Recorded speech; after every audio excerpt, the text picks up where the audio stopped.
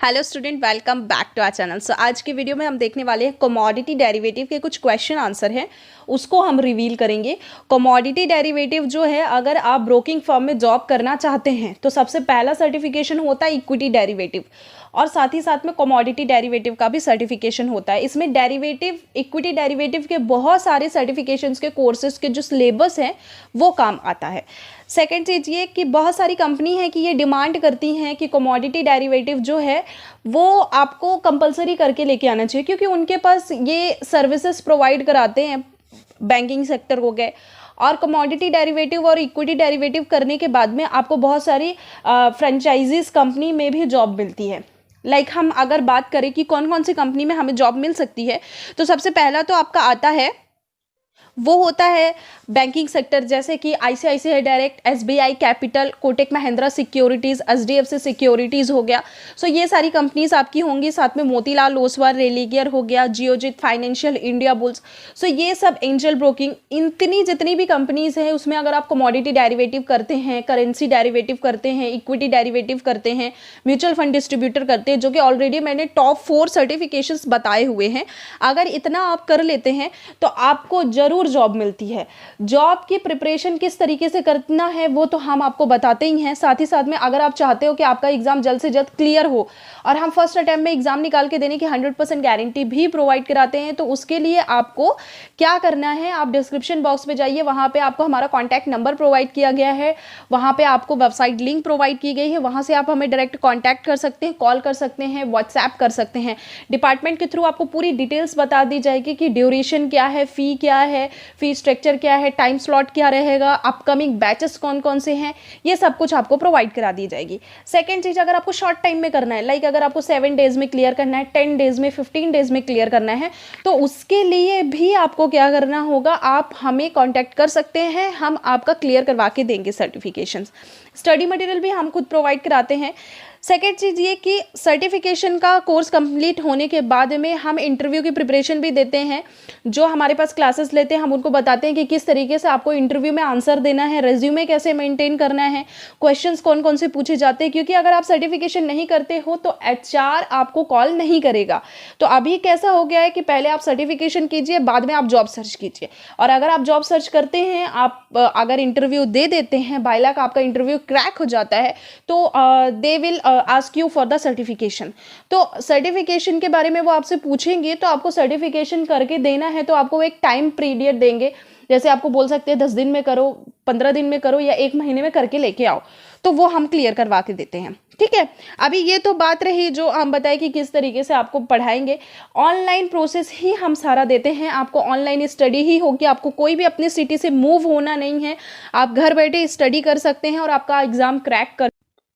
Student, हम commodity derivative में सबसे पहले क्वेश्चन पे मूव कर रहे हैं आज की वीडियो में। तो हमारा सबसे पहला क्वेश्चन जो है वो है, the dash of option on goods and option on future are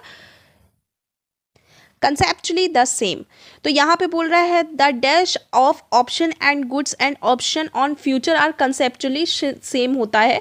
तो यहाँ पे पहले हम इस पे जाते हैं, जो कि हमारा रहेगा ऑल ऑफ द एबव। यहाँ पे ऑल ऑफ द एबव बोल रहा है, तो ये किसके बारे में पूछ रहा है, ये ऑप्शन और फ्यूचर के बारे में पूछ रहा है कि क्या ऑप्शन और फ्यूचर कंसेप्चुअली सेम रहता है। तो सबसे पहले आपको बता दूं कि हम 2 टाइप से ट्रेडिंग करते हैं, एक इक्विटी, एक डेरिवेटिव ट्रेडिंग करते हैं। इक्विटी टोटली डिफरेंट रहता है, जो कि हम कैश में ट्रेडिंग करते हैं। डेरिवेटिव में फ्यूचर एंड ऑप्शन आता है।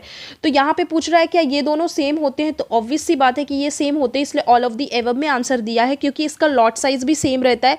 अगर एसबीआई का लॉट साइज 3000 है ऑप्शन में, तो फ्यूचर में भी सेम रहता है। अगर डीएलएफ का सेम है तो यहाँ पे भी सेम रहेगा। मतलब आप कोई भी स्टॉक अगर XYZ उठा के ले लेंगे, अगर उसका लॉट साइज फ्यूचर में सेम है तो ऑप्शन में भी सेम रहेगा, ऑप्शन में है तो फ्यूचर में भी रहेगा। ट्रेडिंग आवर्स जो होते हैं, क्या ट्रेडिंग आवर्स इसके सेम होते हैं? ऑब्वियस सी बात है, 9:15 में मार्केट ओपन होता है, 3:30 बजे मार्केट बंद हो जाता है। एक्सपायरी डेट की बात करें तो लास्ट थर्सडे दोनों एक्सपायर हो जाता है। तो इतने में से पूछा है। अब यहाँ पे ये तो नहीं पूछा कि दोनों में स्ट्राइक प्राइस में भी ट्रेडिंग होती है, दोनों में प्रीमियम में ट्रेडिंग होती है, ये नहीं पूछा है। तो उसने हमसे सिर्फ 3 चीज़ें पूछी हैं और ये बोल रहा है कि ये 3 चीज़ें सेम टू सेम है। The all of the above option are on goods and option on future are conceptually same. हाँ, तो लॉट साइज भी सेम होता है, ऑर्डर साइज भी सेम होता है, ट्रेडिंग आवर्स भी सेम होता है, ऑल ऑफ द एबव होगा। यहाँ पे एक्सप्लेनेशन दिया है, the trading hours, the order size and lot size the same in the option on goods and option on future. तो दोनों में सेम टू सेम होता है। चलिए मूव करते हैं नेक्स्ट क्वेश्चन पे।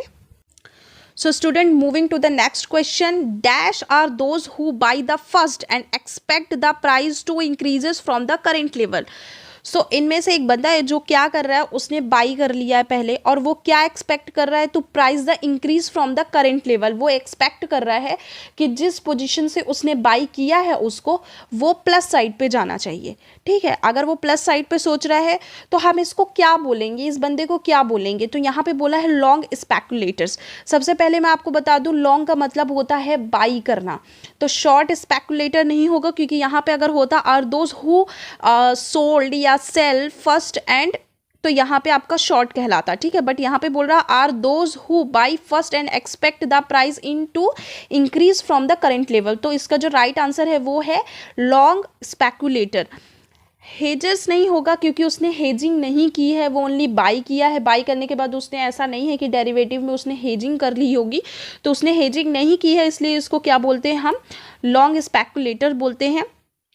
एक्सप्लेनेशन अगर आप पढ़ते हो तो वहाँ पे आपको समझ में आता है, speculation is the practice of hedging engaging in trading to make quick profit from fluctuation in prices. Long speculator are those who buy first and expect the price to increase the current level. Short speculator are those who sell first the expect the price to decrease the current level. देखो मैंने दोनों cases already आपको बताए हुए थे, explanation में भी वो चीज़ दिया है, तो ये क्वेश्चन में आपको याद रखना है। जब भी आप एग्जाम देंगे तो दोनों तरीके के क्वेश्चन आपको पूछे जा सकते हैं, तो दोनों चीज़ आपको याद रखना है। कभी भी आप कोई भी लाइव क्वेश्चंस लगा रहे हो या आप पढ़ रहे हो तो आपको ये चीज़ ध्यान में रखनी चाहिए हमेशा कि ये इसके अंदर की कोई भी चीज़ें पूछ सकती है। तो हम अगर 10 क्वेश्चन भी पढ़ रहे हैं ना, तो उस 10 क्वेश्चन का ए से लेकर जेड चीज़ें हमें आनी चाहिए।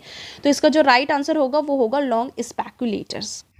So moving to the next question, what is Mandi with respect to commodity markets? Mandi is commodity future market, Mandi is commodity spot market, Mandi is commodity option market, Mandi is commodity forward market. So इसका right answer जो है वो बोल रहा है Mandi is commodity spot market। मतलब कि अगर कोई भी चीज़ हमें commodity में परचेज करना है तो हमें कहाँ जाना होगा, फिजिकल तौर पे अगर हम कुछ चीज़ लेते हैं तो हमें मंडी जाना पड़ता है। So explanation is in a mandi the farmer bring their procedure produce and they are traded to middleman known as commission agent, inspect the quality and bid the same. The buyer with the highest bid acquires the produce. तो इसको आपको explanation एक बार आप पढ़ेंगे तो आपको ज़्यादा अच्छे से समझ में आएगा। जो मैंने शॉर्ट फॉर्म में बताया है बस उसी को वो एक्सप्लेन कर रहा है।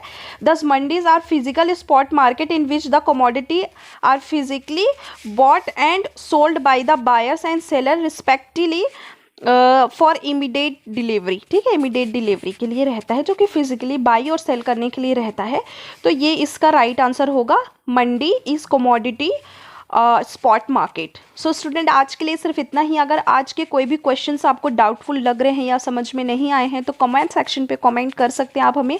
क्लासेस रिगार्डिंग कोई इन्फॉर्मेशन चाहिए तो डिस्क्रिप्शन बॉक्स पे जाइए, वहाँ पे आपको नंबर प्रोवाइड किया गया है, वहाँ से डायरेक्टली आप हमें कॉन्टैक्ट कर सकते हैं, व्हाट्सएप कर सकते हैं और कमेंट सेक्शन पे कमेंट्स कीजिए। अगर आपके खुद के कोई टॉपिक है, अगर आप चाहते हैं कि हम उससे रिलेटेड कोई क्वेश्चन बनाएं तो हम वो भी आपको एक्सप्लेन करने की कोशिश करेंगे। चलिए तब तक मिलते हैं आप नेक्स्ट वीडियो में। Take care of your health and your family. Jai Hind and